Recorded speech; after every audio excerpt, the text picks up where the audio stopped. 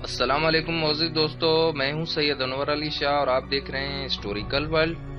Historical world کی ایک اور ویڈیو میں آپ سب کو خوش آمدید کہتا ہوں۔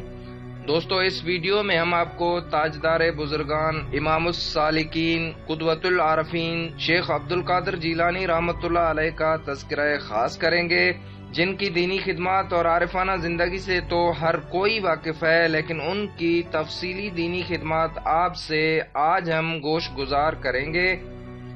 لیکن ویڈیو کی طرف جانے سے پہلے آپ حضرات سے مخلصانہ درخواست ہے کہ جن پیارے دوستوں نے ہمارے چینل کو سبسکرائب نہیں کیا، وہ ابھی سبسکرائب کرنے کے ساتھ بیل آئیکن کو بھی پریس کریں تاکہ ہماری ہر وہ محنت سے بنائی گئی ویڈیو آپ کو ملتی رہے اور ہمارا حوصلہ بھی بڑھتا رہے، تاکہ ہم آپ حضرات کے لیے اور ویڈیوز بنائیں۔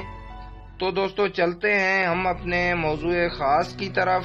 دوستو، پیران پیر الشیخ ابو محمد محی الدین عبد القادر بن ابی صالح عبداللہ بن جنگی دوست بن عبداللہ امت مسلمہ کی ایک مایہ ناز شخصیت ہیں۔ عظیم المرتبہ، عملی عالم و واعظ اور بلند پایہ محدث و فقیہ ہونے کے ساتھ آپ ولایت کے نہایت اعلیٰ مقام پر فائز تھے۔ سلسلہ قادریہ کے بانی تھے۔ آپ کا شمار اولیاء کبار اور صوفیاء اعظام میں ہوتا ہے۔ دوستو، آپ کا سلسلہ نسب مستند کتب کے مطابق اپنے والد ماجد کے طریق سے امام حسن رضی اللہ عنہ سے ملتا ہے اور والدہ ماجدہ کی طرف سے امام حسین رضی اللہ عنہ تک جا پہنچتا ہے۔ دوستو، پیران پیر حضرت عبد القادر جیلانی رحمۃ اللہ علیہ کی پیدائش کا مقام ابن طغری بروی نے النجوم الظاہرہ میں آپ کا مقام پیدائش جیل لکھا ہے، جو بغداد اور واسط کے درمیان ایک گاؤں ہے، مگر باقی تمام مورخین اور محققین اس بات پر متفق ہیں کہ جناب شیخ عجم الاصل اور بحیرہ خضر کے جنوبی صوبے جیلان کے گاؤں نیف کے رہنے والے ہیں۔ اس نسبت کی وجہ سے آپ کو عبد القادر جیلانی کہا جاتا ہے۔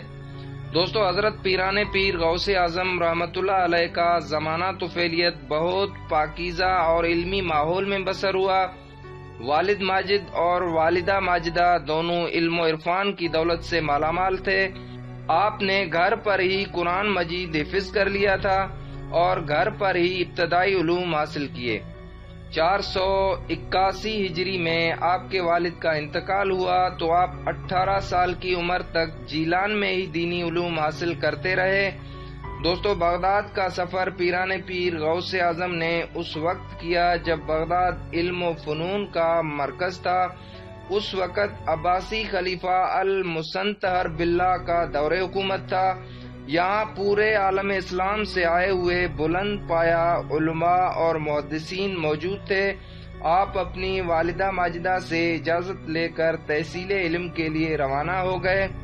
دوستو، حضرت شیخ عبد القادر جیلانی رحمۃ اللہ علیہ نے اپنی زندگی کا مقصد توحید و سنت، احیاء و اشاعت اور اصلاح معاشرہ قرار دے لیا اور اپنی تمام تر قوتیں اس بلند ترین نصب العین کے لیے وقف کر دیں۔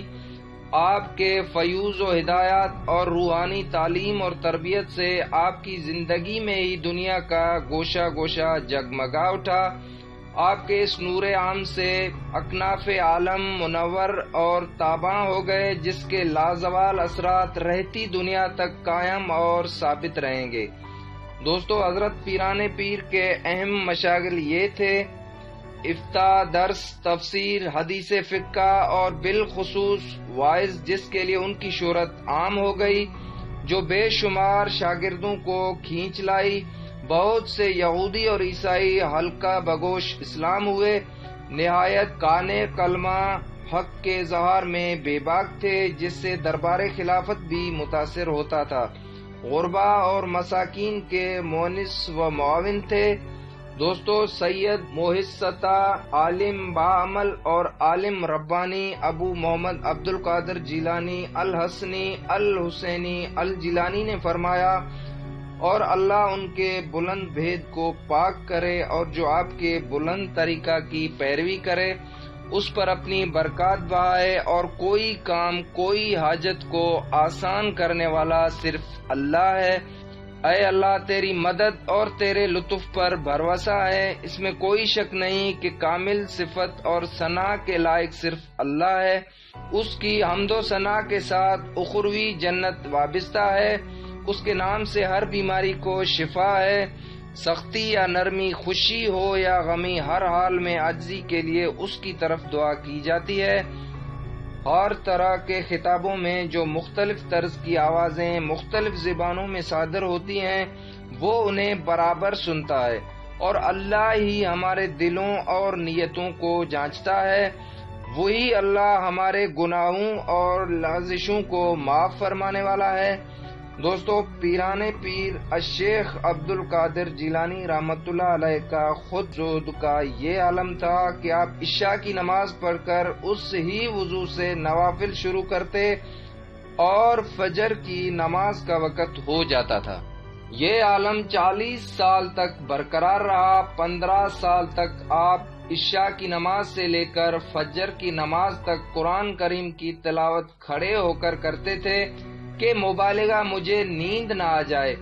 دوستو، ایک مرتبہ شیطان لعین نے عبادت کے دوران آپ کے دل میں وسوسہ ڈالا کہ اے شیخ، آپ کثیر وقت سے اللہ تعالیٰ کی عبادت میں مصروف ہیں، اگر کچھ آرام ہو جائے تو اس میں کیا مذائقہ ہے؟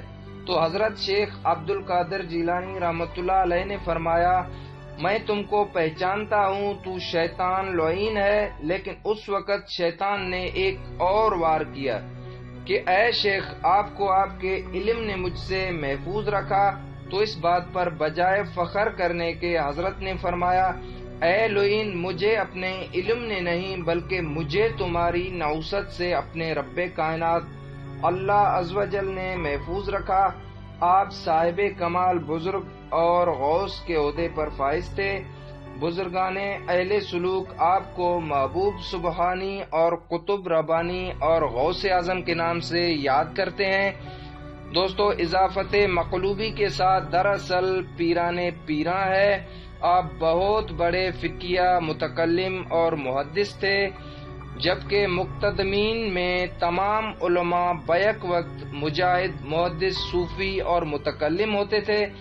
حضرت شیخ رحمۃ اللہ علیہ میں یہ سب وصف شیون بیک وقت جمع تھے، لیکن آپ کی شہرت زیادہ تر شیخ اور مرشد کی حیثیت سے ہوئی، اور سلوک کے سلسلہ عربیہ میں قادریہ سلسلہ آپ ہی سے منسوب ہے۔ دوستو، حضرت پیران پیر نے بہت سی مشہور تصنیفات لکھی، جن میں کچھ کے نام آپ کو بتاتے ہیں۔